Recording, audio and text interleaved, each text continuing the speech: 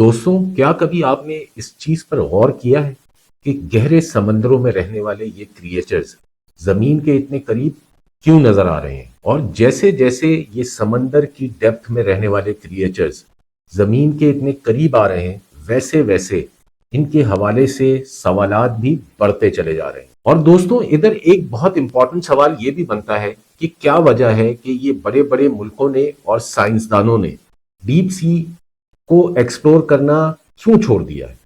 क्यों ये मुमालिक और साइंसदान एलियंस और स्पेस को एक्सप्लोर करने के अंदर लगे हुए हैं?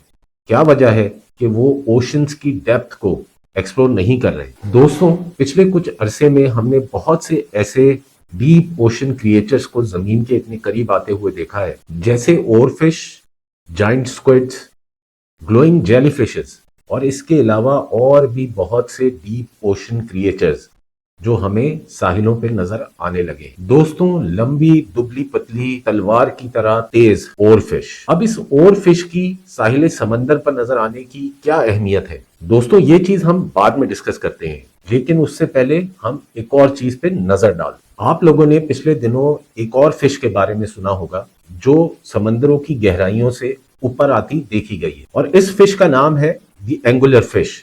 और इसकी जो खास बात है वो ये है कि ये समंदरों की गहराइयों में रहती है, कभी ऊपर नहीं आती। तो दोस्तों, अब सोचने की बात यह है, क्या इन तमाम चीजों को गलत तरीके से प्रोजेक्ट किया जा रहा है? क्योंकि जो एंगुलर फिश ऊपर आई थी वो सिर्फ 6 इंच की थी, लेकिन इस चीज को इस तरह प्रोजेक्ट किया जा रहा है जैसे वो बहुत बड़ी कोई फिश थी।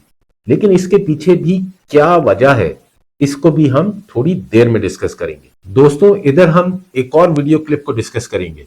पिछले दिनों सोशल मीडिया पे बहुत ज्यादा एक वीडियो क्लिप वायरल हुआ जिसके अंदर देखा जा सकता है कि एक शख्स साहिल समंदर पर नहा रहा है और उसके इर्द गिर्द बेशुमार मछलियां हैं जो साहिल समंदर पे बाहर आई हुई। अब इधर सवाल ये है कि इन फिशेस का साहिल पर आना और फिश का different part of the world की बीचेस पर नजर आना, एंगुलर फिश जो कि एक डीप सी फिश है उसका सरफेस पर आना, ये सब कुछ ना कुछ तो जाहिर कर। अब साहिल पर इतनी सारी फिशेस वाले केस में तो ये कहा जा सकता है कि आसपास कोई प्रेडेटर है, या तो कोई अर्थक्वेक आने वाला है या कोई नेचुरल डिजास्टर। दोस्तों, जब हम ओरफिश और एंगुलर फिश की बात करेंगे तो आप लोग एक चीज नोटिस करेंगे। जब भी आप लोग ओरफिश के बारे में सर्च करेंगे तो आपको एक चीज जो बड़ी कॉमन दिखेगी वो होगा द डूम डे फिश। क्योंकि और फिश को कहा जाता है कि ये डूम डे फिश है, यानी कि अगर किसी साहिल पे और फिश दिख जाए तो इसका मतलब है कि वहां या उसके आसपास कोई बड़ी तबाही आने वाली। और अगर हम इस रीसेंट टाइम में देखें तो ये और फिश हमें दुनिया के 2 एक्सट्रीम्स में नजर आती है। तो क्या इसका मतलब है कि दुनिया को कोई बहुत बड़ा खतरा लाहक है?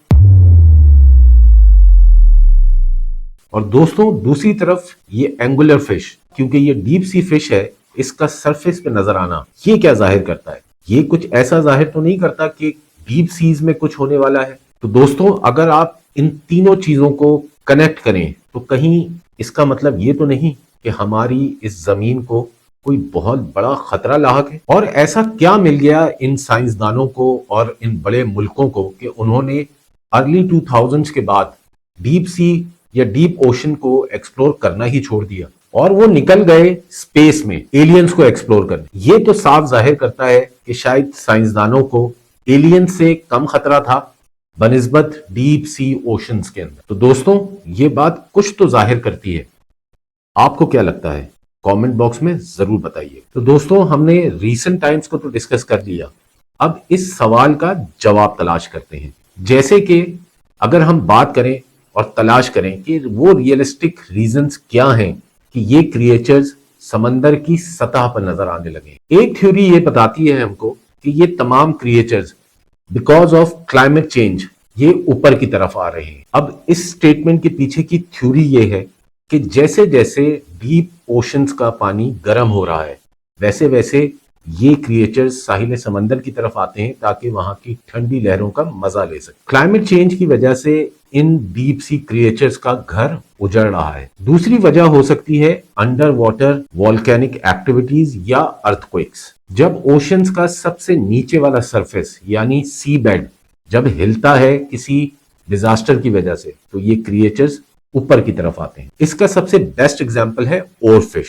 इस ओरफिश को देखा गया था जापान के साहिलों पर एक बड़ी तादाद में जब वहां पे सुनामी आया था। तो दोस्तों, पहला रीजन हुआ क्लाइमेट चेंज, दूसरा रीजन हुआ कोई बड़ा डिजास्टर। दोस्तों, क्या ये सुनने में बड़ी अजीब सी बात नहीं लगती कि साइंटिस्ट चांद पे चले गए, मार्स तक पहुंच गए, लेकिन इस दुनिया के ओशंस को सिर्फ 20% तक एक्सप्लोर किया गया है। अब दोस्तों, इधर कुछ लोग कहते हैं कि ओशंस को एक्सप्लोर करना एक बहुत ही कॉस्टली सब्जेक्ट है, और फिर ओशंस में अंधेरा बहुत होता है, और दूसरी सबसे बड़ी बात कि वहां प्रेशर बहुत ज्यादा होता है, जिसकी वजह से जो equipments deep sea ocean exploration के लिए बनाए जाते हैं वो बहुत कॉस्टली बनते हैं। लेकिन इस बात में एक एंगल ये भी है कि आज की जो टेक्नोलॉजी है वो बहुत ज्यादा एडवांस है, और अगर हमारे ये साइंसदान इतना पैसा लगा के स्पेस में जा रहे हैं तो क्या ये ओशंस को एक्सप्लोर नहीं कर सकते? तो अगर स्पेस को एक्सप्लोर करने के लिए कंपनीज पैसा लगा रही हैं तो ओशंस को एक्सप्लोर करने के लिए क्यों नहीं?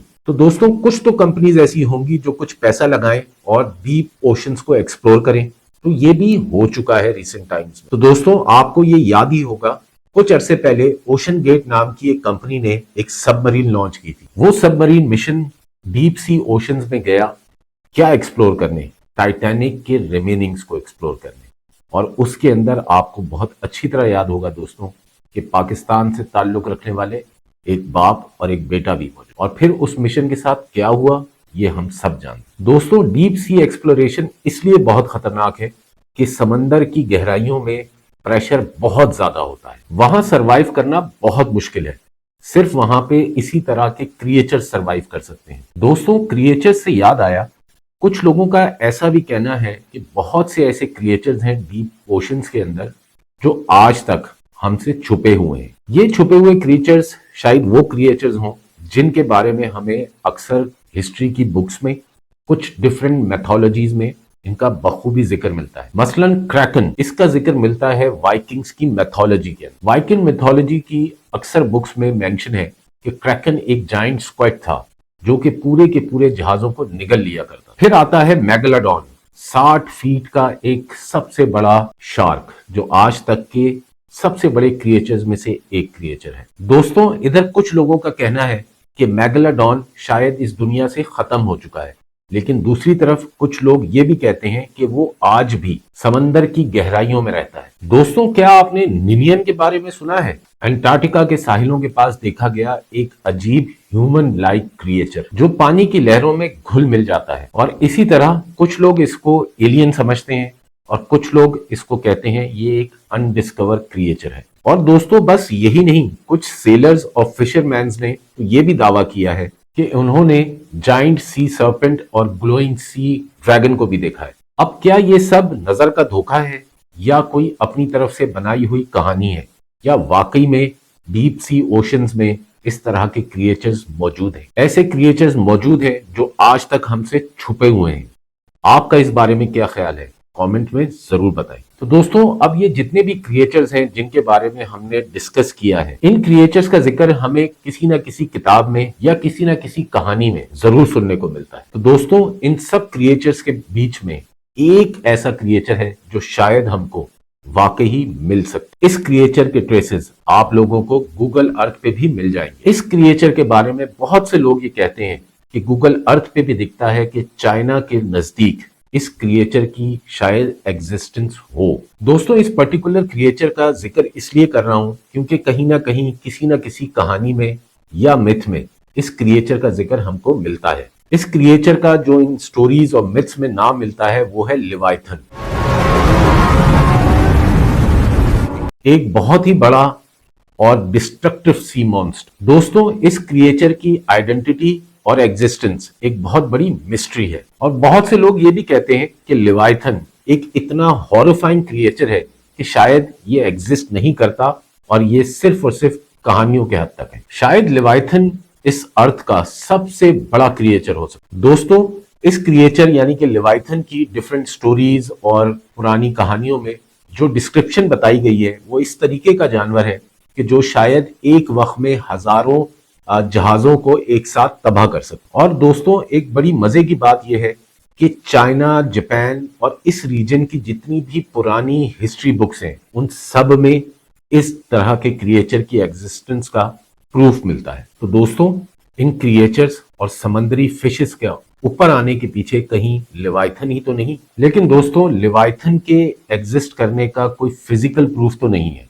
लेकिन क्या पता इस तरह का कोई क्रिएचर समंदर की गहराइयों में मौजूद हो। तो दोस्तों, इधर हमें अब कोई 4 रीजंस तो समझ आ गए कि ये समंदरी क्रिएचर्स ऊपर क्यों आ रहे हैं। या तो क्लाइमेट चेंज, या कोई डिजास्टर्स जो समंदर के अंदर हो रहे हो, नंबर 3 कोई साइंटिस्ट कोई तजुर्बा कर रहे हो, या नंबर 4 इस तरह के जाइंट क्रिएचर्स जो हिस्ट्री के अंदर या डिफरेंट मैथोलॉजीज में जिनका जिक्र मिलता है वो जाग रहे हैं। तो दोस्तों, इधर एक चीज तो है कि हमको इन चीजों पे जब तक यकीन नहीं करना चाहिए जब तक हमें किसी भी एक चीज का कोई ठोस सबूत ना मिल जाए। तो इधर दोस्तों, हम कितनी ही कहानियां सुन लें, कितनी ही हिस्ट्री की किताबें पढ़ लें, लेकिन जब तक अपनी आंखों से ना देख लें इस हकीकत को, इस पर कभी यकीन नहीं करना चाहिए। तो दोस्तों, शायद यही एक वजह है कि बड़े मुमालिक और जितने भी बड़े साइंसदान हैं वो डीप सी एक्सप्लोरेशन के ऊपर ज्यादा काम नहीं कर रहे, कि शायद कुछ राज ऐसे हों कि जिन पे पर्दा ही पड़ा रहे तो बेहतर है। तो दोस्तों, अब इन डीप सी क्रिएचर्स का ऊपर आना एक वार्निंग है या पहली, ये जब तक क्लियर नहीं होगा कि जब तक हमारे साइंसदान या बड़े मुमालिक डीप सी एक्सप्लोरेशन को दोबारा स्टार्ट ना करें। तो दोस्तों, क्या आप इन समंदर के राजों को जानना चाहते हैं, या आप भी ये समझते हैं कि कुछ पहेलियों को पहेलियां ही रहने दिया जाए? कमेंट बॉक्स में जरूर बताइए। तो दोस्तों, इधर हम आज के इस टॉपिक को वाइंड अप करते हैं। और हाँ, ये मिथ है या ये रियलिटी है, इसका फैसला आप लोगों ने करना है। खुदा हाफिज।